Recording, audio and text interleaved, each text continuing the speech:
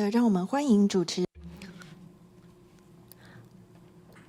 Ladies and gentlemen, let us welcome the moderator for the discussion, Mr. Chen. Ladies and gentlemen, welcome to the second session of the conference, Business Model in Location-Based Service. Today, we have invited the movers and shakers of the industry who will be sharing their ideas and thoughts with us. Changes have been happening since the onset of the pandemic. So far, the world is still suffering and adapting to the challenges that have arisen as a result of the pandemic. Offline services are also being impacted as well. In fact, far before the pandemic, the offline retail world or location-based services are already adapting to the influences of online challenges. This year, we are faced with an even wider array of new challenges. I am the director of content at the Shinko Mitsukoshi department store, and I will be the moderator for today's discussion. And the aim of the Shinko department store is to combine offline and online retail experiences to help our consumers explore a wider array of brands and artistic experiences. The first speaker today will be Tel Nathaniel. He's the CEO and co-founder of Showfields. And then the second speaker will be Eric Fontaine. He's the head of Studio DV Group in Paris. He's currently in Paris. And the third speaker will be Liu Si-min. He is the president of HTC Vive Originals. And lastly, joining us today will be Yang Meng-yin, director of Kaohsiung Film Archive and Kaohsiung Film Festival.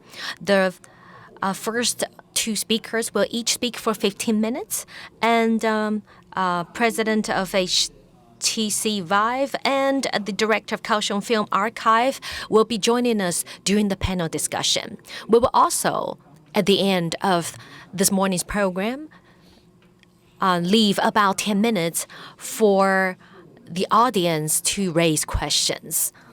So here is Tel ready to speak. Can you see us? Excellent.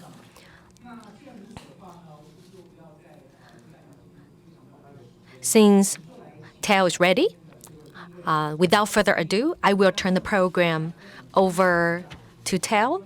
Tel will talk about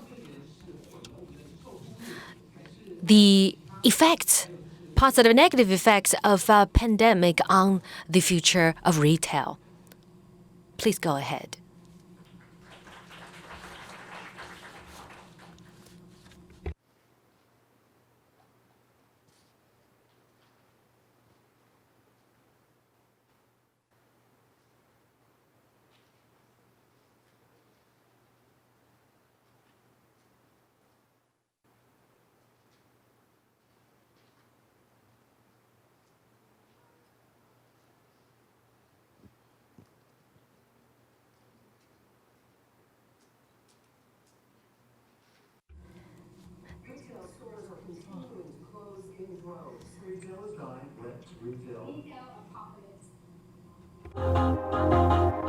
I know for a fact that there is more cool brands, more innovation, more products than any other time before. And yet the streets are so dull and boring. Retail is not dead, it's evolving. Showfields, interaction, experiential, product, and ultimately telling a brand story.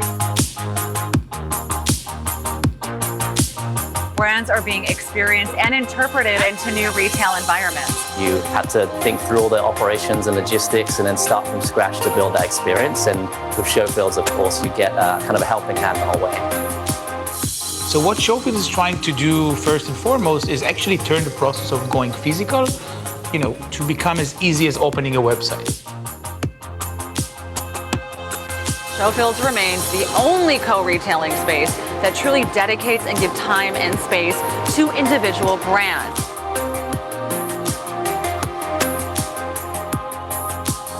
the world's most interesting store.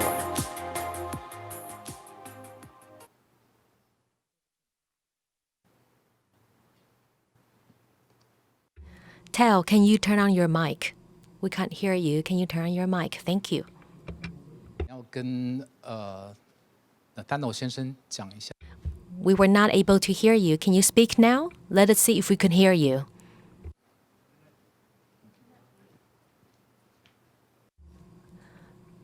Please go ahead and speak. Let's see if we could hear you.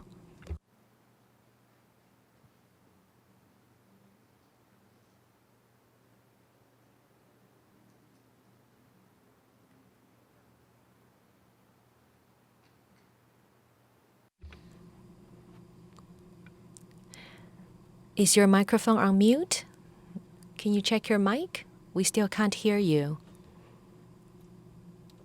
Do you mind checking your microphone or setting? We're not getting audio feed from you.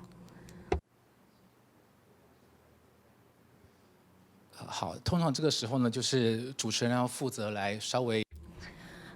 So while we overcome the technical difficulties, as the moderator, I will say a few words. So Tao, please continue working on the audio feed as we introduce Showfields. Showfields, a brand new concept store network, has been founded by Tao Nathaniel. Showfields integrates artists and brick-and-mortar retail stores to present a brand new offline retail experience.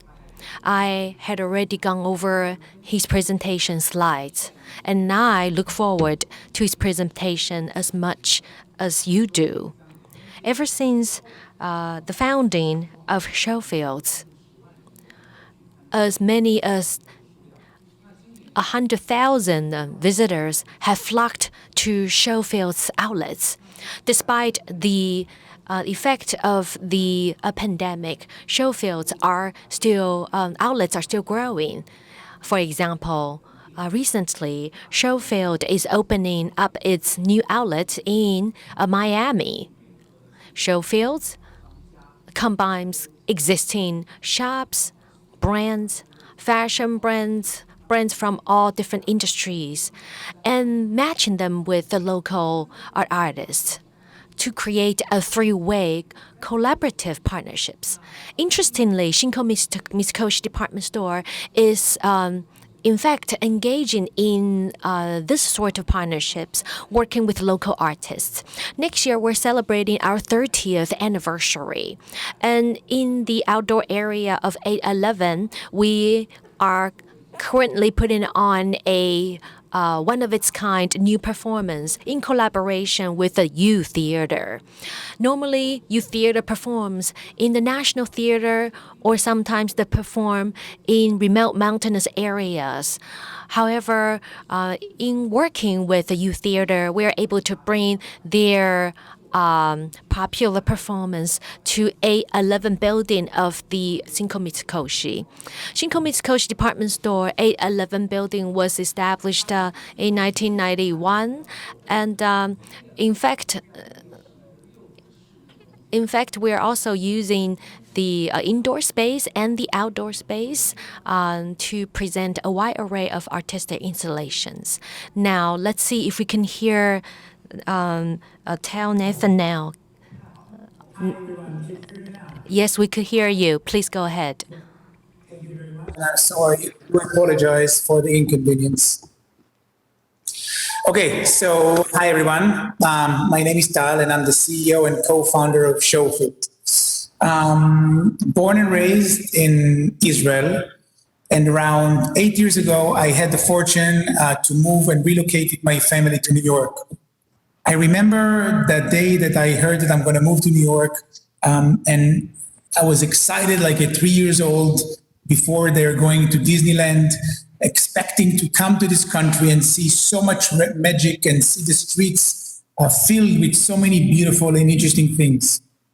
The days came and I came here, and I little by little discovered that what I imagined as magic doesn't really exist.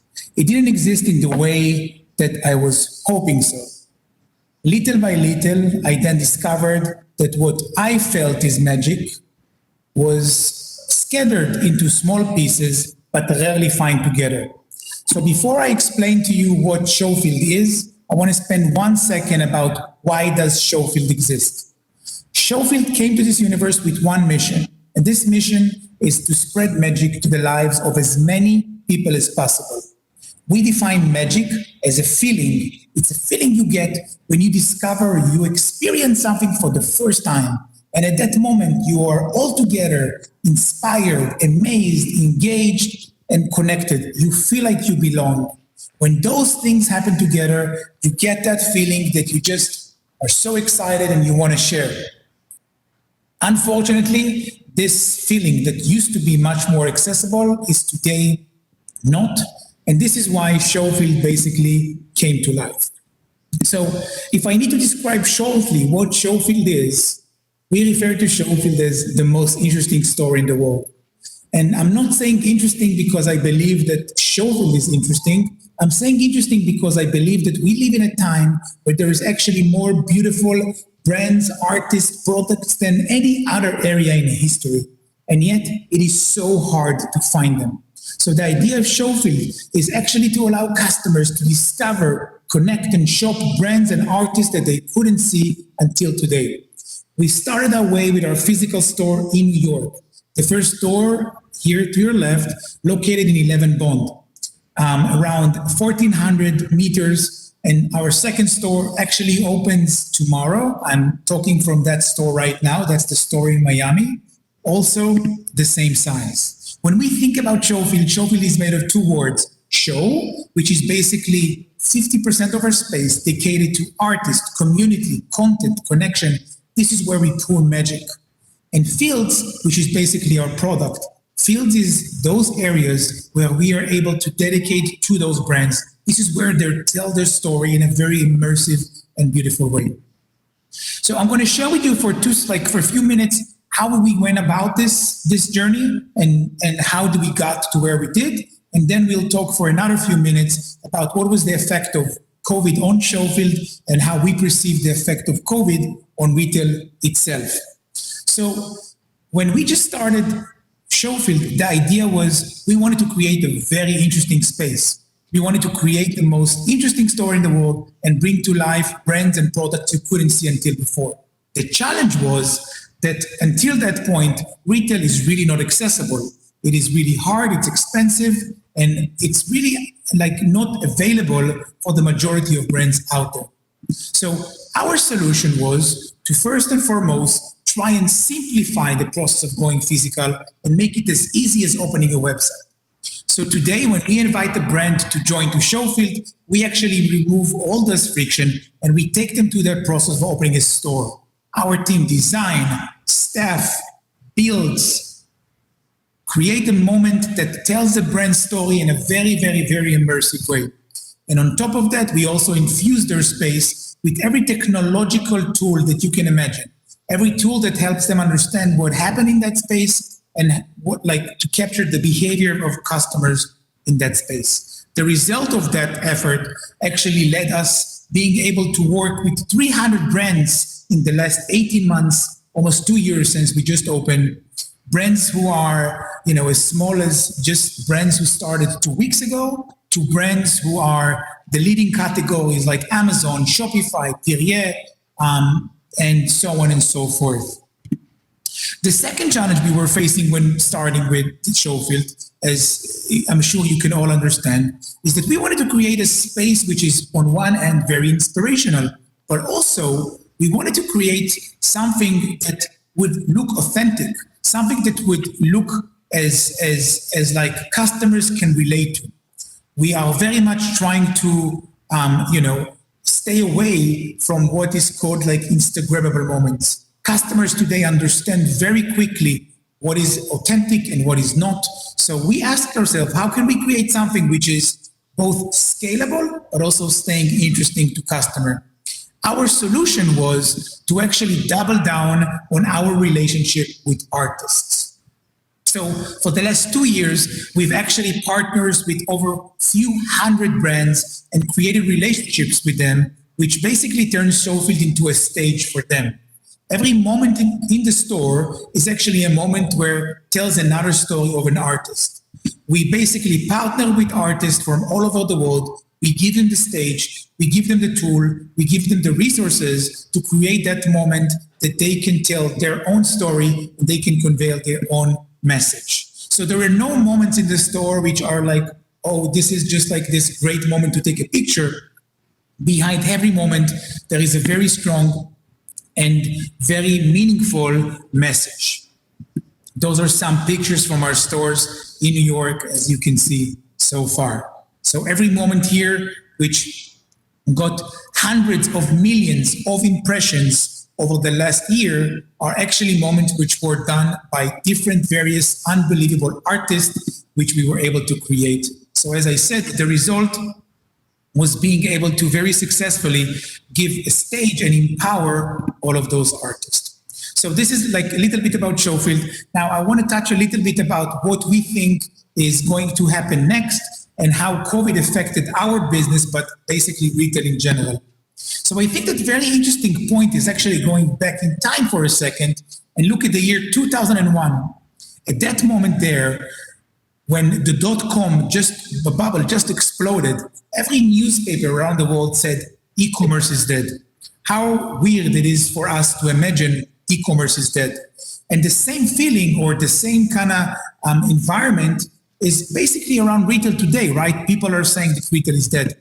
The reality is retail has survived thousands and thousands and thousands of years and is not going anywhere. The only question we should be able to ask ourselves is not anything else beside what is next for retail. So there are while there is a lot of uncertainty about the future, and all of us are trying to deal with different types of scenarios about what might happen, there are three things we are already seeing which are very much evident and are going to be a part of the future. First and foremost, e-commerce is going to continue to grow. But the result of it means that there's going to be more players who are going to go after that market, which are going to increase the price of acquisition. The customer acquisition cost of getting in front of a customer is going to increase, which means that more brands are going to find alternative ways to get in front of customers. This is going to create a reality where online brands are going to have a physical store, and instead of what we had until today, where we are looking at physical stores who are going to have a website. We call that universe connected retail.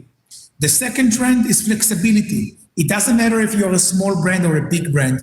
Everybody in the next few years are going to look for flexibility. Everybody want to remove weight from their balance sheet, and everybody are going to look for ways in order to put more resources on content and less resources on like constant expenses. Flexibility is a very big part. Less part, which the last trend we are already seeing, is experiential. COVID actually drew a very clear line between what is essential and what is not. Everything which is essential can be purchased online. Everything which is not essential actually needs to turn the volume a little bit up. It's going to take more to get a customer out of their house, and this is why experiential retail is actually more important than ever. So again, when I'm saying connected retail, I'm talking about a universe where online and offline are completely connected. For example, within our stores, in the next few months, in the last few months, we've launched a variety of different technological tools. For example, the Magic Wand. The Magic Wand is an app which allows customers who walk into the store to engage with the store as an extension of their personality. They can walk around, tap on items in a very contactless way, learn and engage and understand what is happening in the space, shop, but also tell us back what it is that they like more and what do they like less. This creates a universe where there is actually full attribution. And full attribution is what allows a brand to not care if the sale was online or offline. The idea is just connecting to a customer.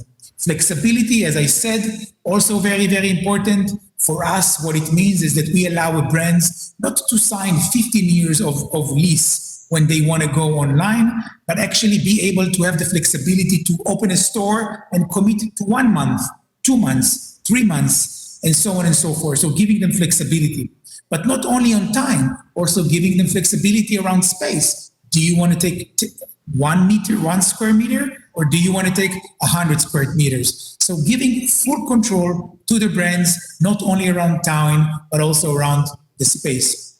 And lastly, obviously, experiential. As I said, the idea of experiential is being able to tell a brand story or tell a product story while engaging more senses than only what we are able to perceive online, right? So how can we engage not only your eyes, but also can we engage touch? How can we engage smell? How can we engage your hearing sense? So being able to do that actually allows customers to very quickly move between discovery, consideration, and then purchase. So very quickly for us, like while we expand globally, we actually believe that very big part of our future is going to be something which we call RAS, or in other words, retail as a service. So not only opening more showfield stores all around the world, but also helping existing brands or existing landlords or existing department stores who already have space, giving them the tools to activate a part of their space and turn it into a flexible environment. And that's all. So thank you very, very much. I'm sorry for our little bit of a late start and the problem with the voice. And I'm looking forward to answer your questions later on during that session. Thank you. Thank you, Tal. Thank you very much. And please do stay online with us for the panel discussion. And after listening to Tal, I felt so shocked because we saw the words retail is dead, e-commerce is dead. Who will survive? All of you that are listening and those of you listening online, you will be able to survive because we've been able to listen to such great ideas and messages. And Tal talked a lot about the examples that they have and gave us a lot of good ideas. And when we think about communication, communication is extremely important. And we'll hear in a little bit from HTC about the importance of communication. And we also have from DV Group, Head of Studio, Eric Fonton. Hi, Eric.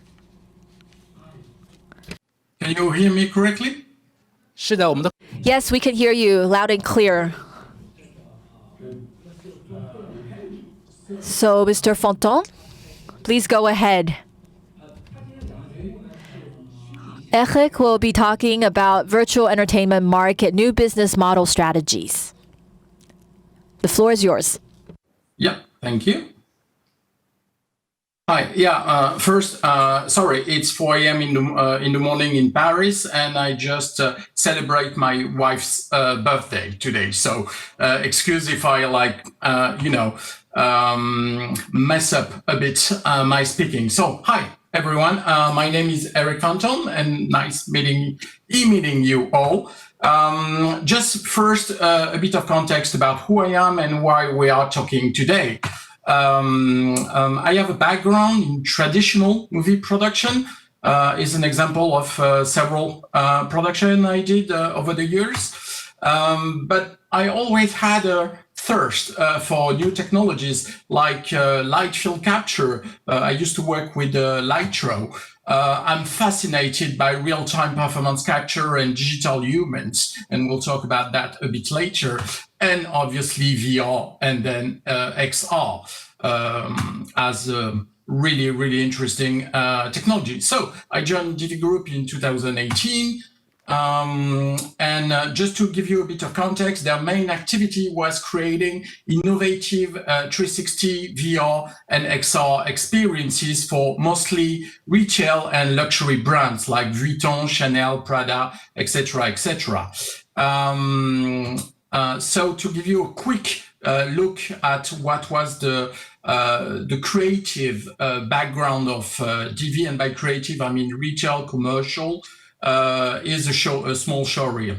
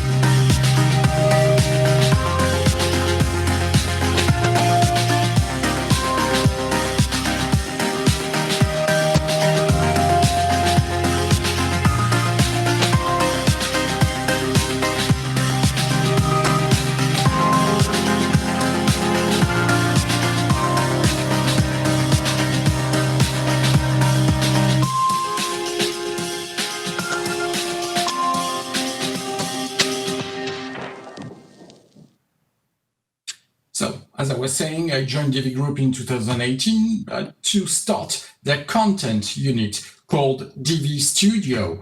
The goal was to produce both original and licensed immersive narrative experiences as a new kind of entertainment. And but also in order to help, that was a part of our starting point from for DV Studio, to help US movie studios to address some of their biggest problems. I will use a small detour from the movie world to go to VR entertainment. So basically, cinema box office, especially in terms of admissions, is falling like retail years ago. Going to a movie theater. So while box office revenues seems to grow in the US and Western Europe, it's a bit different in Asia. So these numbers, which are a bit old, are focusing on Europe and North America. The thing was, the box office numbers, the growth was maintained mostly by ever-growing ticket price, especially in the last decade. For the premium, like what we call PLF, premium large format theaters, like IMAX or Dolby Cinema. But in terms of admissions, if we look a bit closer, admissions are falling in most territories, and especially amongst the Gen Z, let's say the 15 to 25 years old, which are like customers for the future. So basically, the main issue is that global real estate value of movie theaters and therefore the box office generated on that is shrinking. It was a bit different on the numbers for France, but for mostly Europe and North America, that's still something. So there's multiple co-factors for that. First, there's a loss, and that's and for me that's the most important thing. There's a loss in perceived value for movies thanks to streaming services like Netflix or Disney Plus, and I'm not mentioning piracy. But for $7 a month, now you have like Star Wars and all the superhero movies. In 4K, Dolby Vision, Atmos, at a fraction of a price. The second thing is the increased competition about non-location-based entertainment offers more time, because the key value is how you spend your time. So we are in competition with video games, with social networks, etc., etc. So time is really the essence here.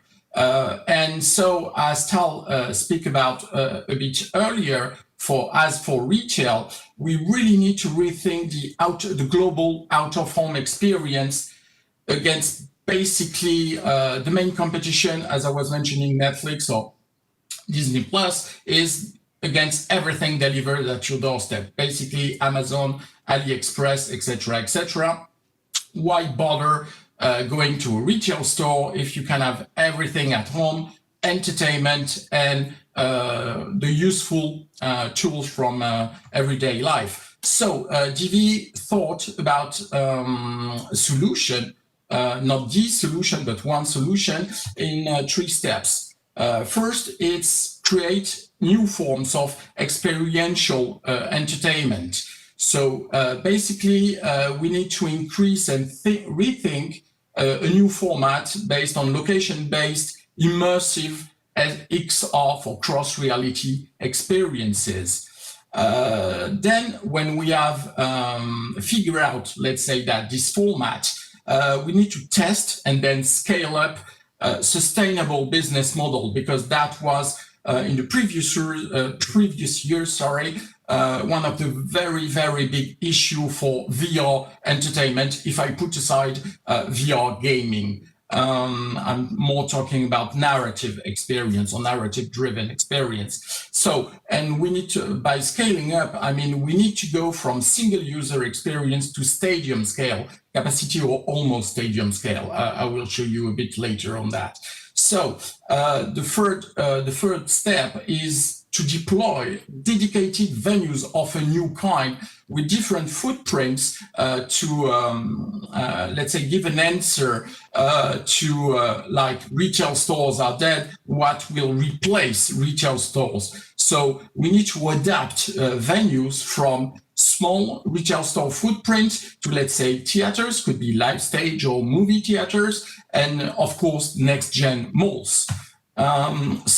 Step one, as I was saying, is creating what we called IXRT. So our first attempt was Alice, based on Alice in Wonderland, the virtual reality play in 2017. It started at Cannes Film Festival as a proof of concept of what will become DV new form of XR experience, so immersive cross-reality theater. This was the world first innovative production that combines virtual reality, live theater, that's very, very important, and real-time performance thanks to the advance in technologies. So real-time performance capture in order to put the audience as a part of the play against like a more passive lobby, like going to a movie theater. So the second one, the year later, we grew up and scale up a bit with the horrifically real virtuality. So it's also started in Cannes Film Festival, mostly as a technical demo for DV virtual production tools that we wanted to address to the movie industry people. But thanks to its let's say, creative, witty world, THRV, short for horrifically real virtuality, evolved narratively to become DV first step to a commercial ticket-based business model. Let's say, I cannot show you more on that, but there's a project, let's say, codename ABR, that started in 2019, that was the answer and based on our previous success on a smaller scale with HRV. So ABR is an IP-based stadium scale, really very large. It's a world first XR experience, meant to be a world first for the location-based entertainment industry. The goal is to offer a complete narrative, immersive show. Basically, it's still a show that's worth spending, let's say, 2, 3, 4 hours out of home, and that's key. We need to find, as I was mentioning, perception of value. We need to rethink the value of going out for doing something, to do something and spend money. Basically, it's like going to a movie theater and then to a theme restaurant, but with more intense emotions to share. And of course, with better emotions, you have a better memory imprint in order to increase the perceived value, meaning how much money are you willing to pay to have this experience. We're not looking at doing that once a week, like going to a movie, or once a month, but maybe 1, 2, 3 times a year as going to an amusement park would be good. That's the tutorial for Studio.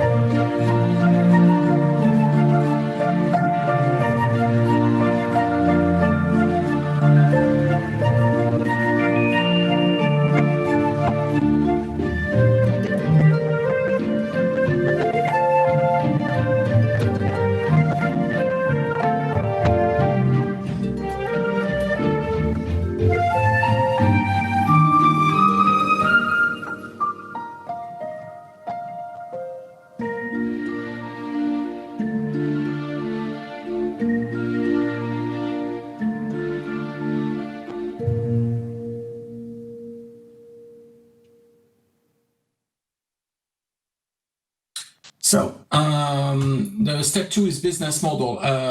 Just to go quickly, and we can answer that later, we started with a single user experience for 25 minutes. The ticket price when we tried it was from free in like film festivals to, let's say, roughly $30, and we need 30 square meters.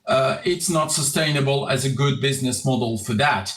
So basically it's a prepaid, it's for exhibition, for events. So for THRV, we scale up a bit and the technology was getting better.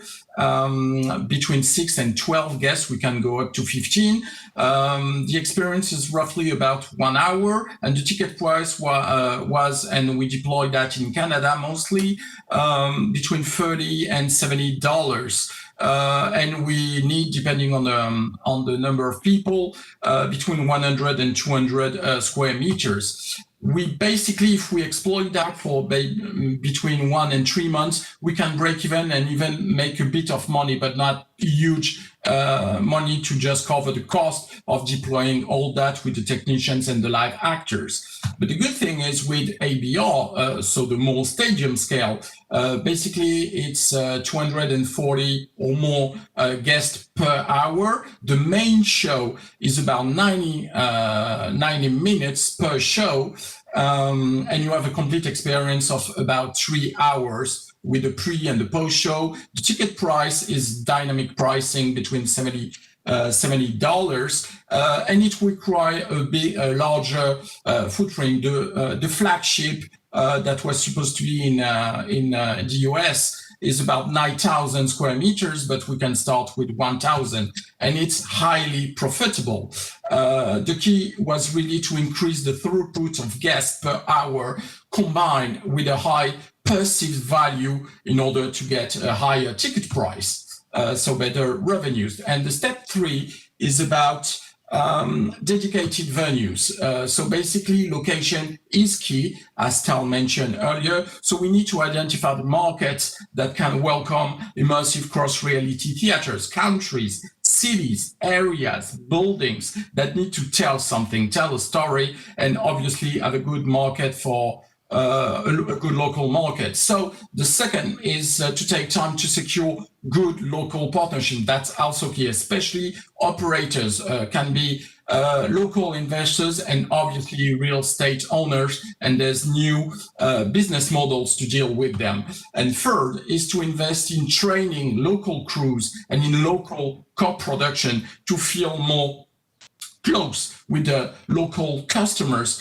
And after that, the plan is when you have good co-production content, you can feed your distribution networks of different venues all around the world. So it's a win-win situation. Basically, is a small example.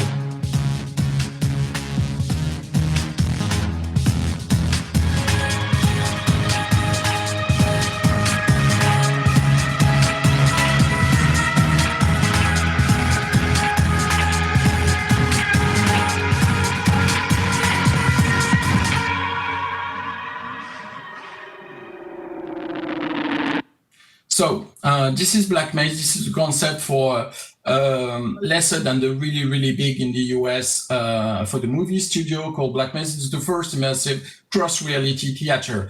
I will go quick on that to not give you too many metrics, but that's about it. It's like a movie theater with a running with 2 to 3 different contents at the same time, immersive cross-reality shows plus extra ones, and we rotate them every 2 to 6 months, let's say that.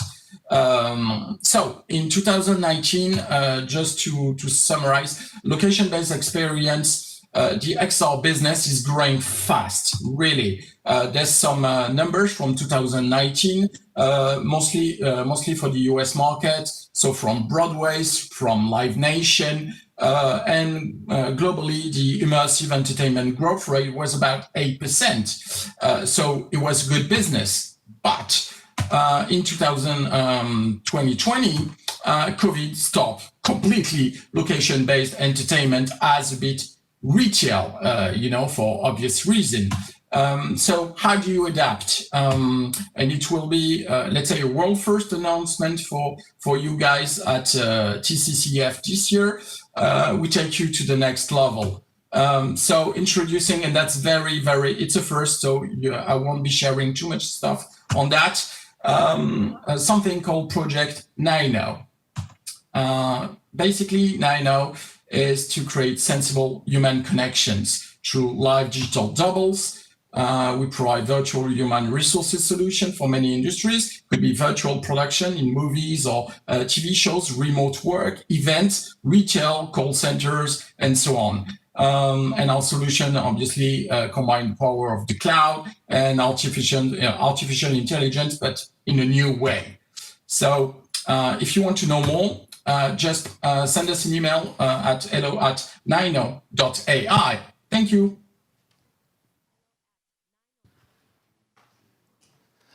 非常感谢风洞先生 ，Max。 Thank you, Mr. Fondong, for your excellent presentation. We will now proceed to the panel discussion.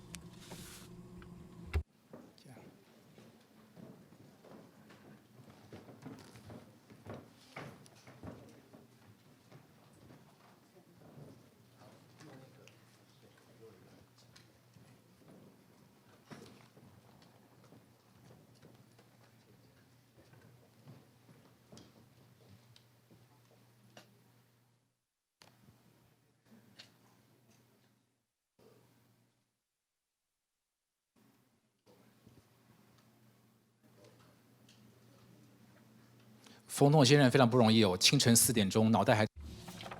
is 4 a.m. in Paris. We would like to thank Mr. Fondong for joining us today. It seems like your celebration with your wife energized you. Now we are ready for panel discussion. For the panel discussion, we have invited 2 other panelists. I would like to invite them to go on stage. First, we would like to welcome Liu Simin, president of HTC Vive Originals. The second panelist will be Yang Mengyin, director of Kaohsiung Film Archive and Kaohsiung Film Festival. Now they are seated on the stage. We are ready to begin the panel discussion.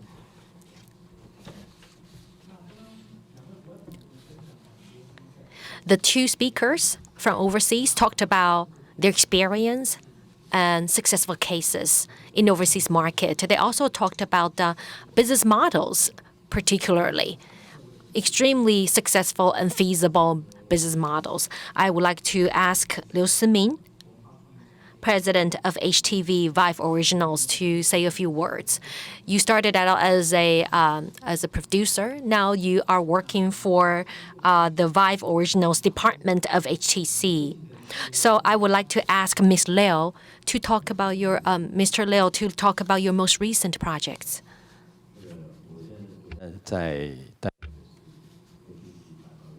Hi, I am the president of HTC Vive Originals. We work in the VR field. We aim to create the entire ecosystem for VR. We also create contents. We are at the front line of creating contents. This is hard work. So you will need to work with what you have.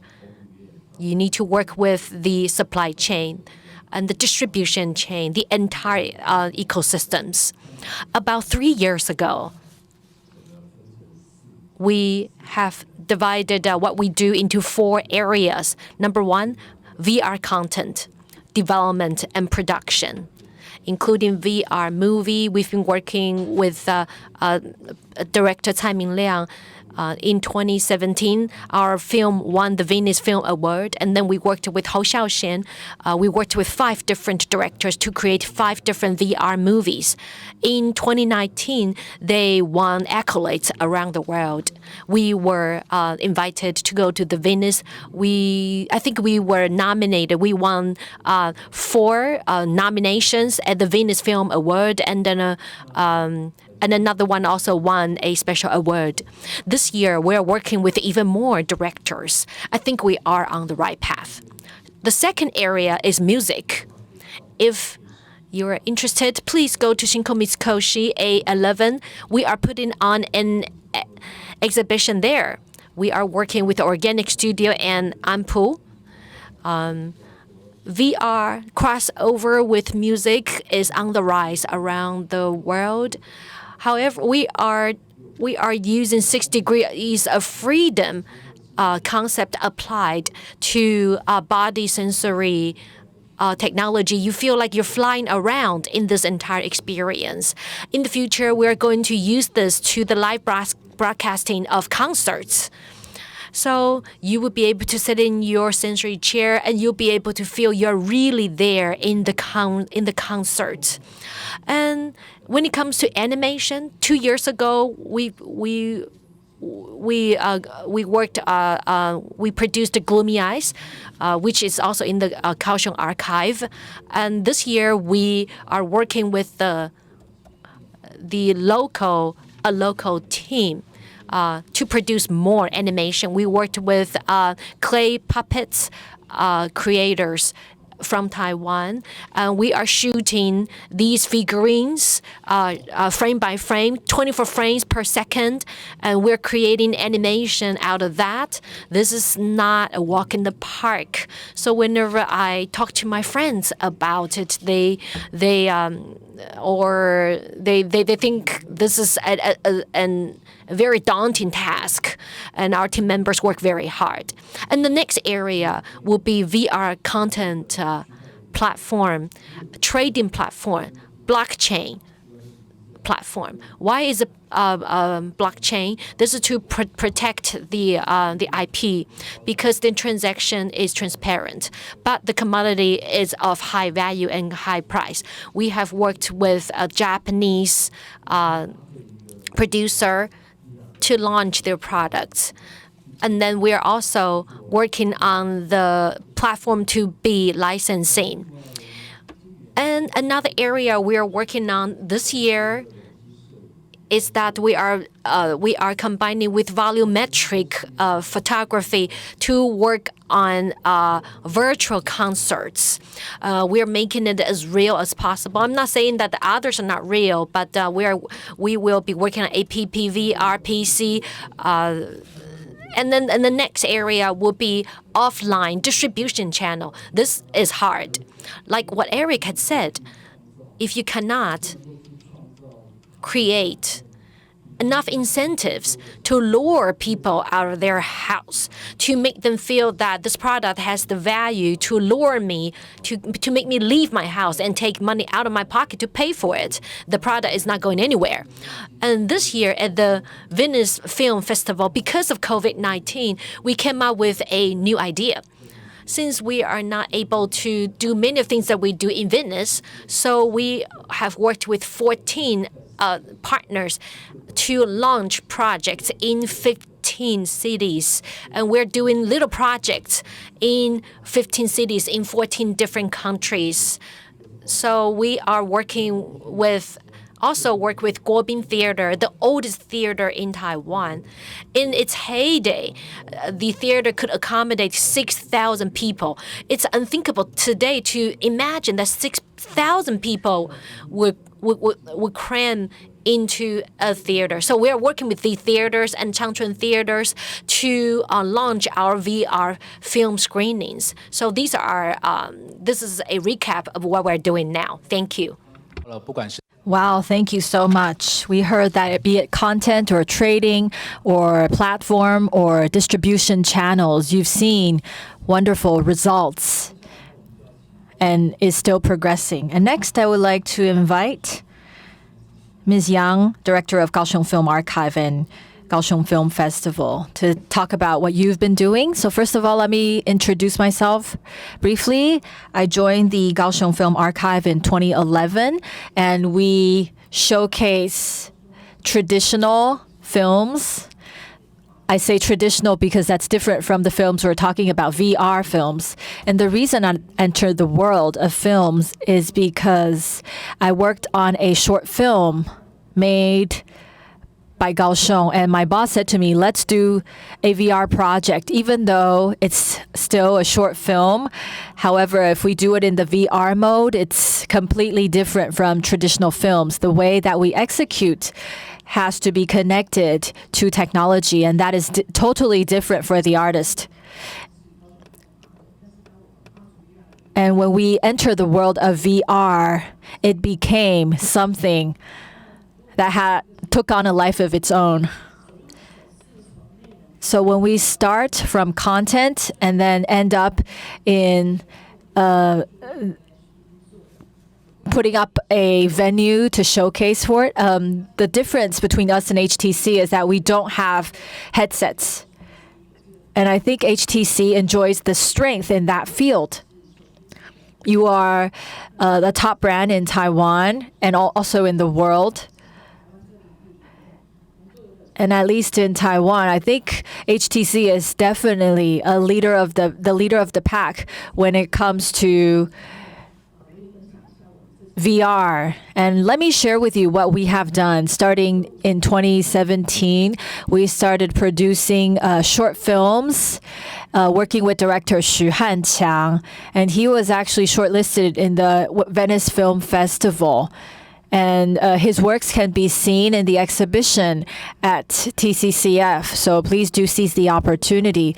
Also, we worked with director He Weiting, who also took part in Venice Film Festival, and there was another piece of work that was at the Venice Film Festival. So industry-wise, we've been able to work across different disciplines with creators, and we had one piece of work that also involved VR. And actually, there's a new project that was announced in October. Next year, we'll work with another director, Fish. This is going to be a puppet project that involves VR and 360 filming, and also with another director, Xiao Hewen, who has passed away. And even though the artist has passed away, however, we're able to reenact the content that was captured using VR. And there's another director named Huang Danqi, who has a project that is about a female pirate, and the story is about art and culture and history. And so this is going to be an international co-production project. And we also have several co-production projects internationally, including we've worked with DV Group on a project about an experimental robot. And this project will be played in the VR section in the Kaohsiung Film Festival. So going into VR, we started out with content, and using the film festival as a platform, we were able to showcase it to more people. And I'll share more with you on how we run cinemas online. Can both speakers, both panelists hear us? Can I ask, first of all, Eric, in your experience in the past couple of years, have you used HTC Vive's products? Actually, for the projects or the bigger scale one of our goal is to ease the pain of VR. Sorry for everyone about backpacks, about the weight of headsets, and HTC is a very good partner for us. So we began to talk a lot with HTC before COVID last year, especially with the R&D department, in order to, let's say, move on from the backpacks to mostly cloud render, for example, for, let's say, what would be very ideal headsets to large throughput experience, in order to spend less and less time about putting on an headset, putting off an headset, putting a backpack or not, etc., etc. And HTC is really, I think, and we hope, to be a good partner in the future. That's great. We hope that, Eric, if you have procurement needs, reach out to Mr. Liu. I'm sure he could give you a good bargain.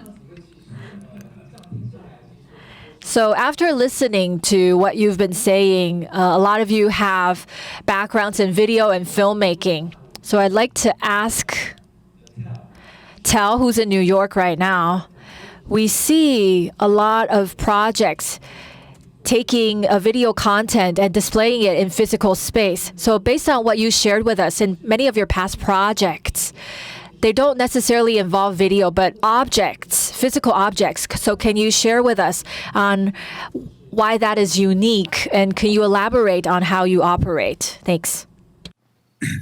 Yes. So we actually do use videos in many of the installations that we do. And I think that, again, when I think about the future of retail, or when I think about where the world is going, I think I'm pretty much aligned with everyone else on this panel, meaning like customers would need more. They would need more to get out of their house. They would need more to be excited.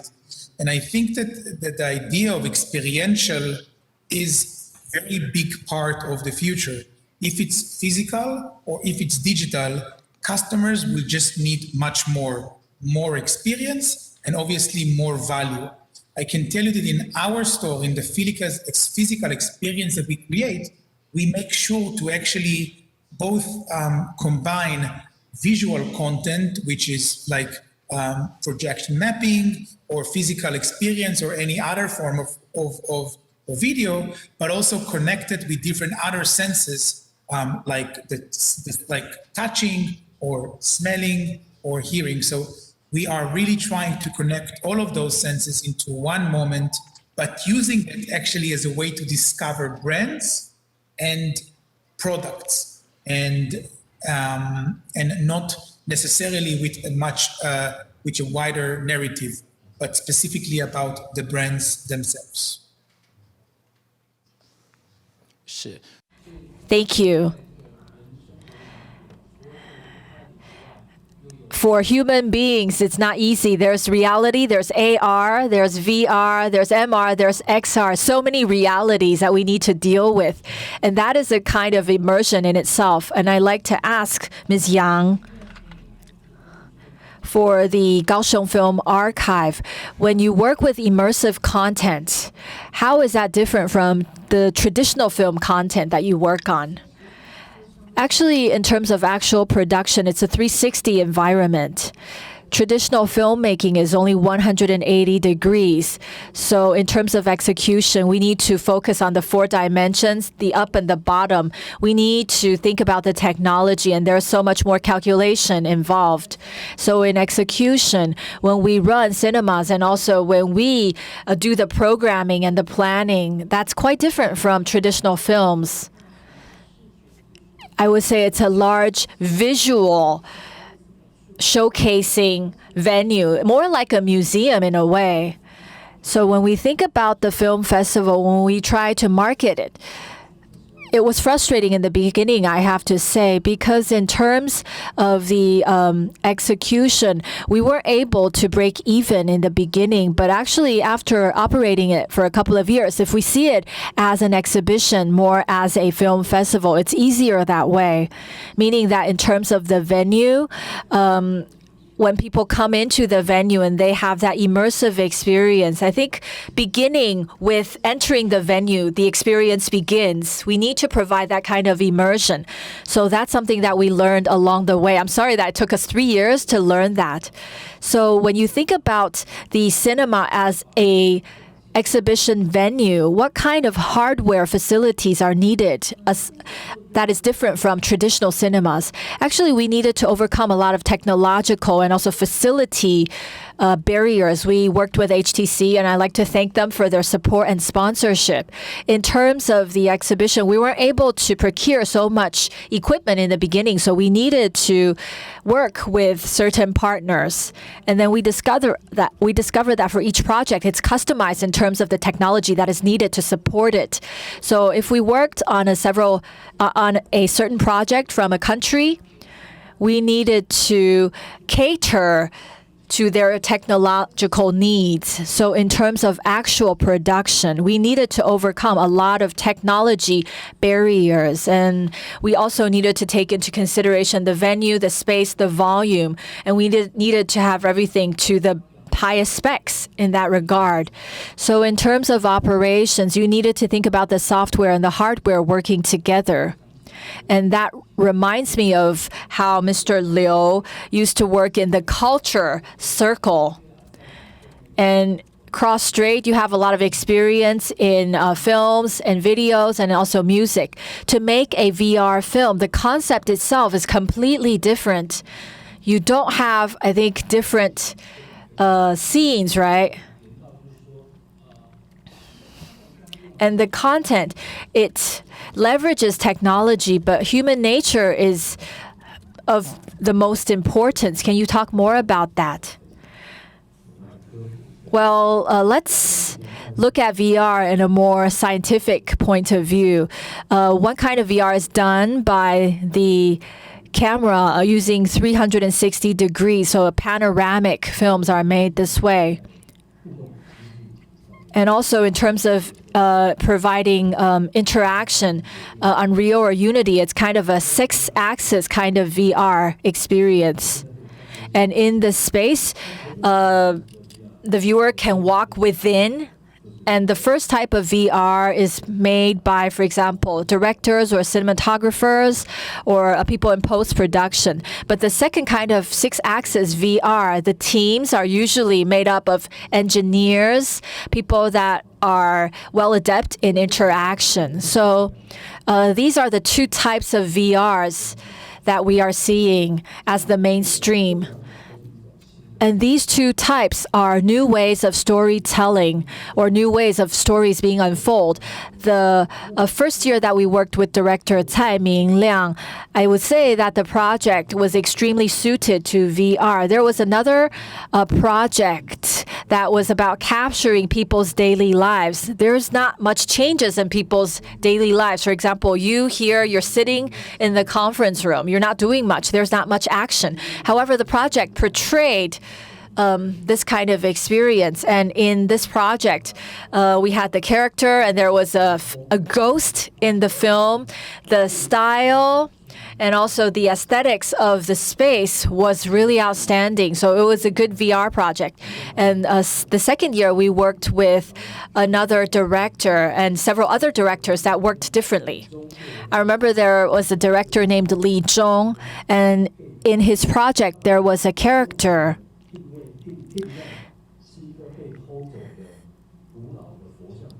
The viewer is the head of a Buddhist statue that was stolen and kept within a wooden carton. So the story showed the audience's perspective. And also there was another project about a family member, and there was an old grandmother in the film, and she couldn't see well, she couldn't hear well, so we were able to experience the perspective of this grandmother. And also we have a team working with the Louvre, and we made a project that was Mona Lisa Smile. And the director in the Louvre was able to showcase to us the different layers of the Mona Lisa. We were able to see it play out in different layers while telling stories. We were able to come up with a 3D figure of the Mona Lisa. And also there was another project that took the fairy tale and then made it into a VR project. And this was a project that we worked on with the VMA Museum in the UK. So all of these are new types of narratives and experiments. Do I have more time? If I do, I'll answer the final question that you raised about technology and human nature. For me, technology is a way for us to realize our visions. Many directors were not able to achieve certain objectives, but now they can with the help of technologies. However, culture or this humanistic touch gives warmth and depth to technologies. Technologies are here to serve us, the humans. Technologies evolve over time, but they also record the evolution of our cultural civilizations. Thank you, Mr. Liu. You have come a long way. Yeah, saying that I've come a long way is an understatement. Going from a producer to working for HTC, you've had a wide array of experiences. Now, let's turn our attention to the audience in attendance today. So please tell us about maybe a little bit more on your personal journey. I don't think we should focus more on getting me to answer more questions, but let me just put it this way. I think what we need today, and especially for many young people in the audience today, that we need multidisciplinary, cross-sectional talent. Taiwan is highly densely populated, so it is very likely that we will be able to tap into this outstanding talent pool in Taiwan. For example, in Oculus, U.S. has developed a VR ecosystem because it is necessary. But the U.S. is a large country.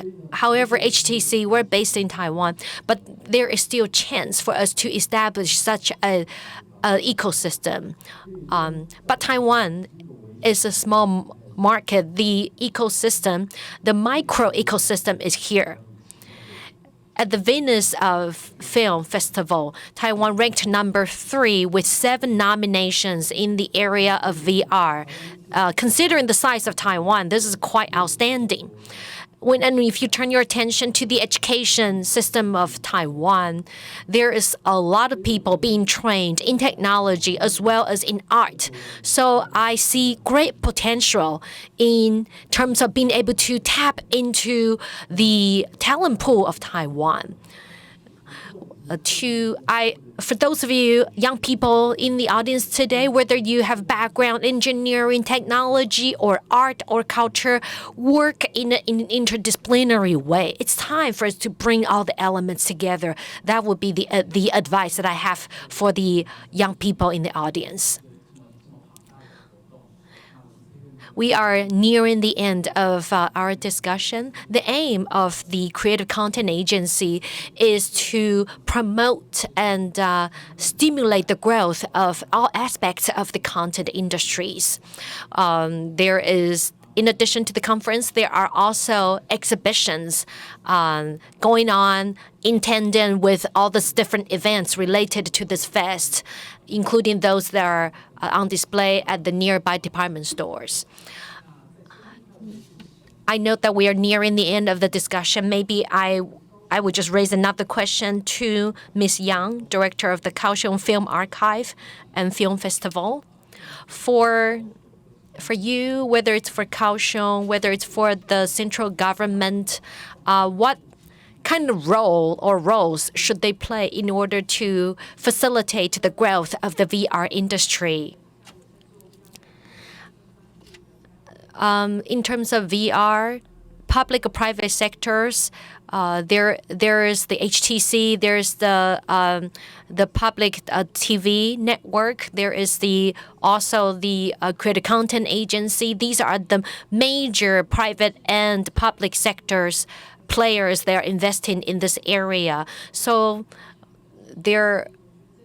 I think there's a lot going on, the richness of the programs that we have seen recent years.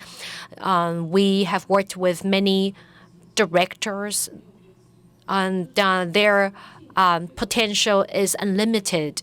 Many of us are faced with the challenge that no one has done this before. However, it is a two-edged sword. It also opens up endless possibilities. So I am very optimistic. So to summarize, maybe let's ask Mr. Liu to talk about the business prospects of VR based on your experience. And many of you in the audience might want to raise this question as well. How to convince how to convince your supervisor or the boss or the investors that this is the way to go, how to secure the fund necessary for VR to go forward. I think for any startup companies, it's the journey is never a walk in the park. And for HTC Vive Originals, we have been very lucky because my boss is very supportive of all the projects. We are going from point A to B.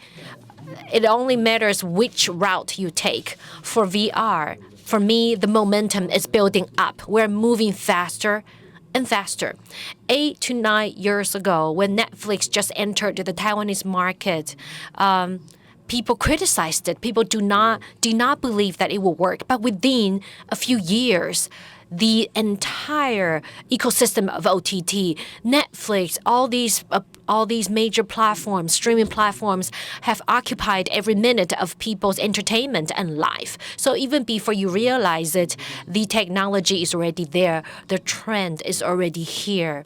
So I think what is important for us to maintain an open mind in order for us to look into the future. I would like to thank all of you for sharing your insights with us, and your expertise as well. You have shared your vision, your experience with us. Now, it's time for us to move on to the Q&A. Are there any questions from the floor? Please feel free to raise questions to the two panelists sitting on stage and the two speakers joining us overseas. So we have selected a few questions from the Slido. Here are 2 questions. I would just go ahead and read it out loud. For the software VR, for the hardware of VR or the cumbersome VR goggles, that could be a problem. So when it comes to building a large-scale stadium-sized VR experience or cross XR experience, how do you make it attractive? So maybe we would ask Fanton to answer this question.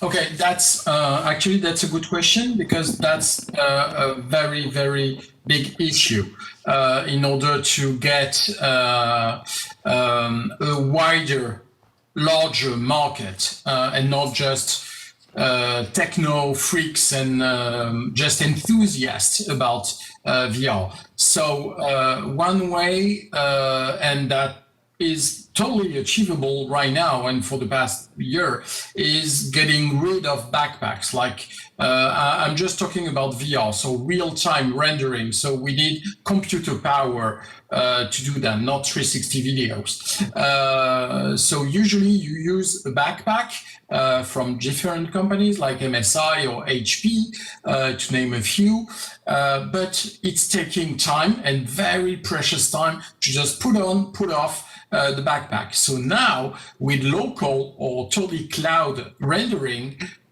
so we just deported the rendering power to data centers or just local at the same place, but just remote. We have more time, the guest has more time, and we spend less time to just putting on and off. The second issue will take more time is the headset. So basically what, as a content producer, we want for a guest is to have like very light glasses like that at the end. We're not there yet, but it's going in the direction to get more power, to get more crisp resolution in displays, and to have lighter and lighter.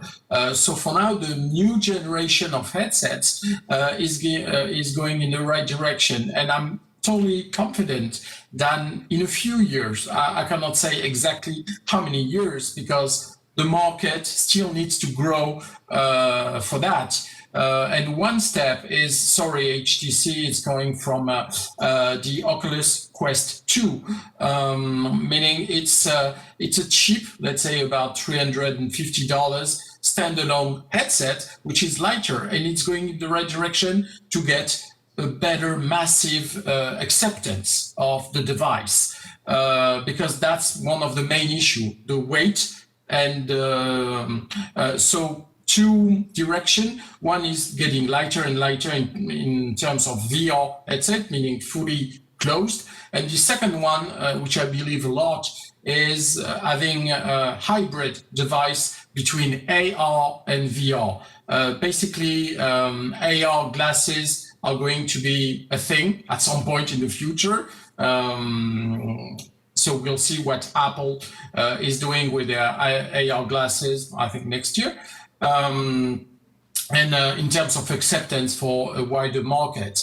But when you have AR glasses, you can shut it and just do VR most of the time. So that's one way in order to go to lighter and lighter and like very in a very, very long future, it can be just a Neuralink implant or just retinal projection in the back of your eye, and that's super, super light, and that's already in development and research right now.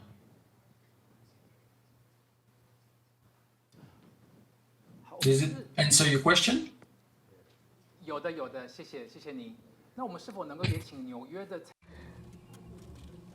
Maybe another question. The next question goes to Tal Nathaniel from New York. Eric talked about the technological aspect of it. You talked about your store in New York, in Miami. You focus on bringing the local artists, the input of art. So what is your personal take on blending culture and technology? Yes, so I think it's a very interesting question. I think, by the way, that like many parts of this discussion and what we've heard for everybody on this panel, it actually comes together, right? So when I'm thinking about what is the next, for example, generation of retail, then the answer for this is very much is the same evolution as what like video or cinema has done from 2D to 3D, right? Or what's going from 2D to 3D or then to VR. When we are today thinking about experiences in our physical store, we are thinking about it pretty much in the same way as like you would think about creating a 360 experience on VR. I can tell you personally myself, not a lot, but like I spend on average probably 8 hours a week today on my VR set. And actually many of those personal experiences help me think about our physical spaces. So I can tell you that like for us, art is very much like as a mean to a goal. We believe that like what customers are looking for is being able to further explore, further engage all of their senses. And one way to do that is with a very strong narrative that can be done in this, in the universe of storytelling. And another way to do that is just giving that platform to different artists who then want to basically use physical retail as their stage to create that very immersive moment. Many of the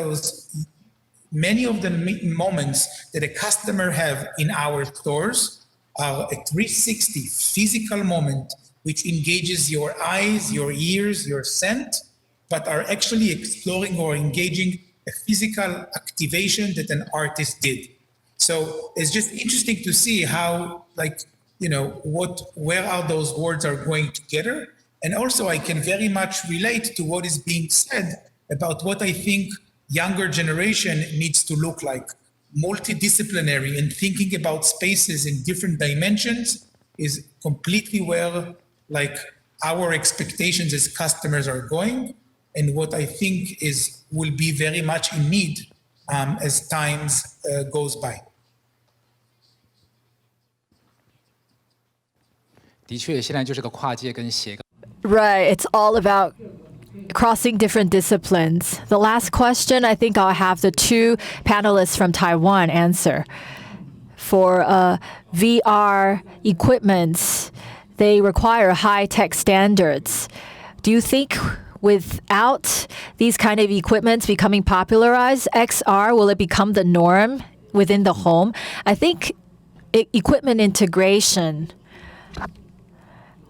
will it become standardized? Well, the market is not mature yet, and everything is evolving. And the market is something that the players are trying to win a piece of the pie. So what we're doing right now is to prepare for the future. So if my understanding is correct, that's why we need to combine hardware and software and content, because people are trying to get market share. So right now, when the market has reached a balance, I think XR will become a norm. And I believe that Taiwanese suppliers or vendors, they will have a piece of the pie. So Mr. Liu, can you make a conclusion? Well, offline won't become a compromise to online. And VR is a personalized device. It is something for you to use in the home, to be connected to an online community or game or a film.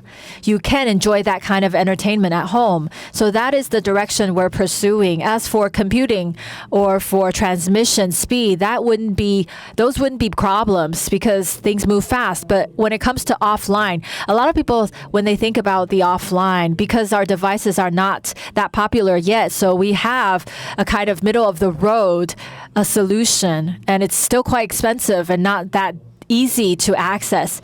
So as a middle of the road solution, what we are doing is we feel like offline should be an independent, immersive experience. And we need to take the physical venue and the communities into consideration when we do this. No matter the content, we want to go for what's the best. Why would you go to the restaurant if you could use Uber Eats? Well, if you go to the restaurant, it provides you an experience that is not offered by Uber Eats. So, because in Europe and in North America, they have greater space and land, but so they could do a lot of the things that we cannot do here in Taiwan. If we try to transplant everything they do, it may be difficult for us. So in Taiwan, what we need to do is to find customized solutions.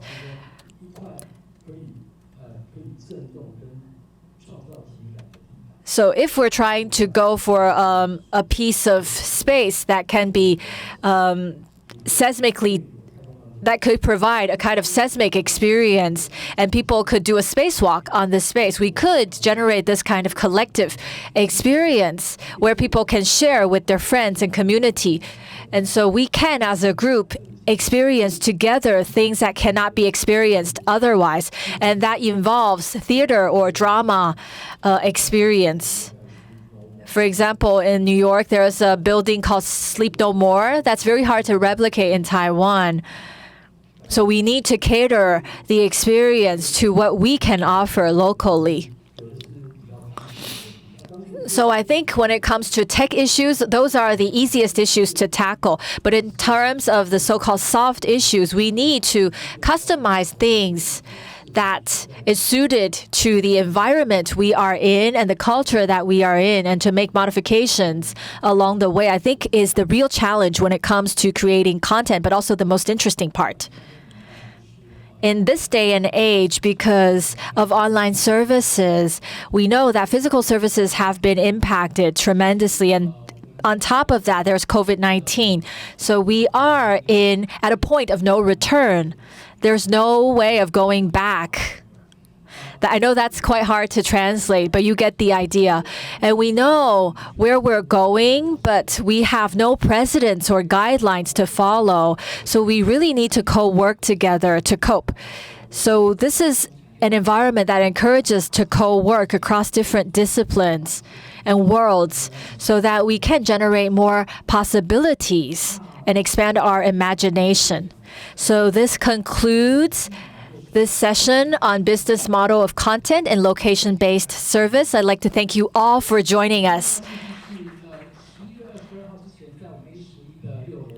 And in Mitsukoshi at A11, please do join our exhibition. And we'd like to thank all of the panelists.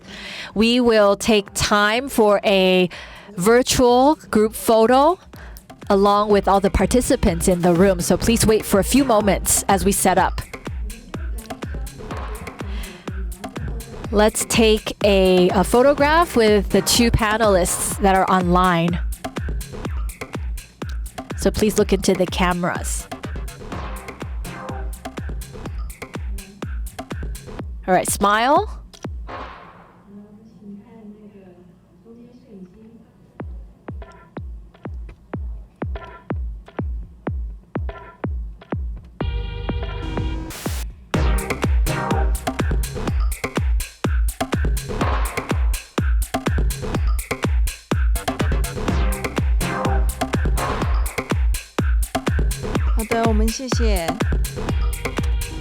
Thank you so much.